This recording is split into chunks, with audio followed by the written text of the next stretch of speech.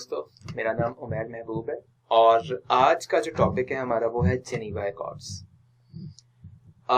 Before I start the topic, मैं आपको ये कहना चाहता हूँ कि ये जो टॉपिक्स हैं सारे Geneva accords, operation enduring freedom, US invasion of Soviet Union invasion of Afghanistan the cold war theatre, Bonn conference, ये सारे के सारे जस्ट टू मेक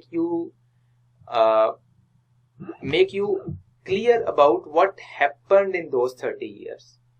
ये आपसे ना सवाल ये आ सकता है what is bond process, what is operation enduring freedom, वो तो खत्म भी हो चुका है। ये जस्ट आपके आईआर का हिस्सा बनाने का मकसद एग्जामिनर का ये था कि आपको एक जेनेरिक सेंस का पता लग जाए कि आईआर ने काम कैसे किया है पिछले 30 साल के अंदर, जिस तरह कोल्ड वॉर थी। तो ये छोटे छोटे टॉपिक्स हैं, just need to have some glimpse of them and that is all. They will not be asked in the paper, they cannot be simply asked. और अगर आए भी तो कोई कनेक्शन के साथ के जिनीवा अकॉर्ड ने किस तरीके से सोवियत वॉर को खत्म किया और क्या दोबारा से कोई इस तरह के अकॉर्ड यूएस वॉर के हवाले से होने चाहिए, तो हमारा आंसर होगा यस, होने चाहिए। 1988 में ये अकॉर्ड्स हुए थे अप्रैल में between Pakistan and Afghanistan with Soviet Union and US as guarantors. It was a bilateral agreement between both countries on the principle of mutual relation, non-intervention, non-interference. कि कोई किसी दूसरे के कामों में मुदाखलत नहीं करेगा. It was a bilateral agreement on voluntary return of Afghan refugees from Pakistan also, and they both gave US and Soviet Union the guarantee. Also contained provisions for the timetable of withdrawal of Soviet troops, because Soviet war वहां पे हो रही थी. Afghan resistance and Mujahideen were not party to that, and hence they refused to come. Civil war इसके बाद continue रही, even Soviets के जाने के बाद भी. और in essence एक बात याद रखिएगा, जब ग्रेट पावर्स जो है वो कहीं पे अपने ऑब्जेक्टिव्स को अचीव नहीं कर पाती ना, तो वो हार नहीं मानती. इसे कहते हैं एस्केलेशन ऑफ कमिटमेंट. उनको पता होती है कॉग्निटिव बायस, आप याद करें कॉग्निटिव डिसोनेंस, हमने जब फॉरेन पॉलिसी में पढ़ा था ये.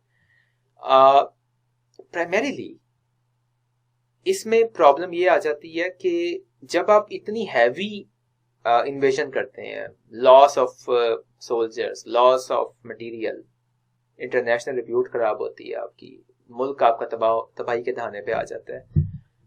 इतनी इन्वेस्टमेंट करने के बाद in man and material and arms, तो इंसान ये सोचता है कि वो मुल्क जो जिसने इन्वेजन की होती है, सुपर पावर, उसको हजम नहीं होता कि मुझे जवाब इसका मिले कि मैं फेल हो गई हूँ.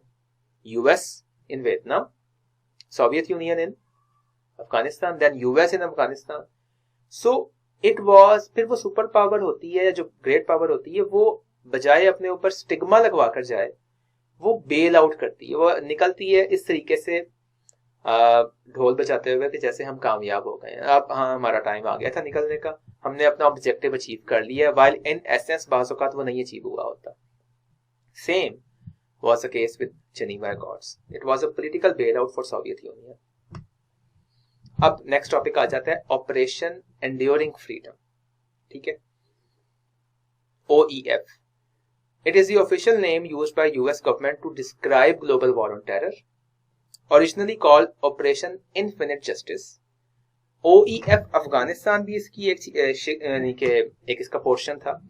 A joint US, UK and Afghan operation separate from ISAF, International Security Assistance Force.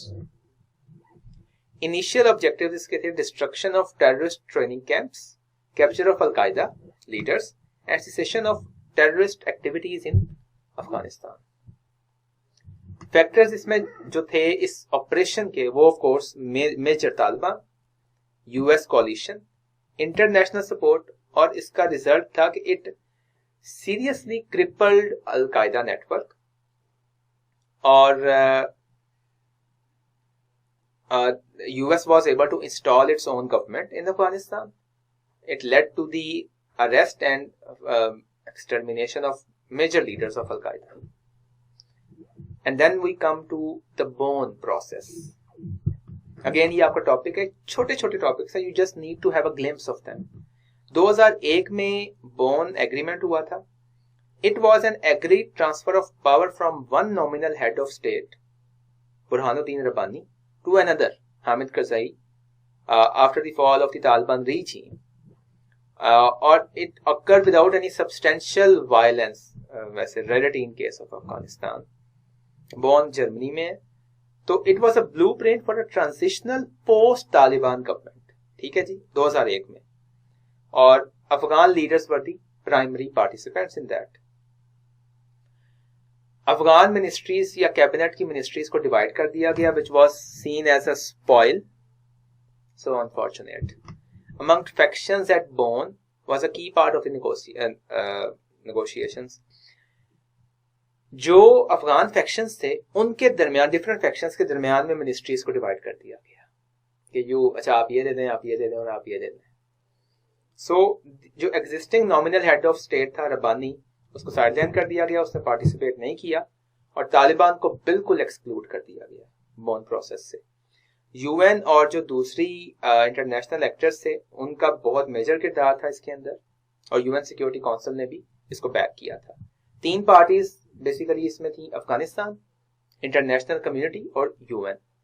तो इसका मेन था कि re establishment of permanent government institutions via Loya Jirga and a subsequent constitutional Loya जिरका.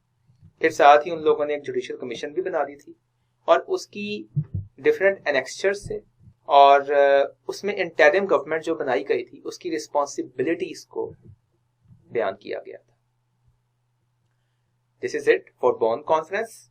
If you have any questions you can approach me on my WhatsApp group. Thank you. We meet in the next lecture.